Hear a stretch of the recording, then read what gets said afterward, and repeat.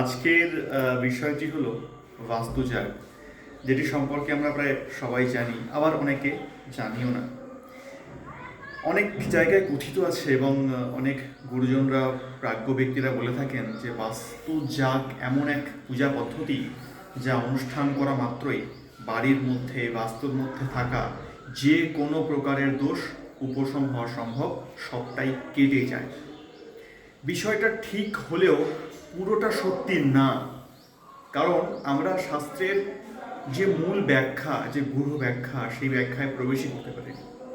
বিষয়টা এমন, বাস্তুজাগ পদ্ধতি বা পূজা তখনই কার্যকর হবে যখন আমার বাস্তু নিজে থেকে ঠিকঠাক, নিজে থেকে সুস্থ, বাইরে থেকে কোনো নেগেটিভ এনার্জির দ্বারা সে দোষস্থ হয়েছে, ক্ষতিগ্রস্ত হয়েছে।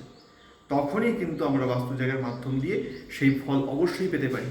এবং বাস্তু ভিজিটের পর যখন আমরা বাস্তুর মধ্যে কোনো অপারেশন করলাম, কোনো জিনিসকে সরালাম, শিফট করলাম বা রং করলাম বা কিছু একটা পরিবর্তন করলাম, তারপরেও কিন্তু বাস্তুজাগ করাটা অবশ্য দরকার।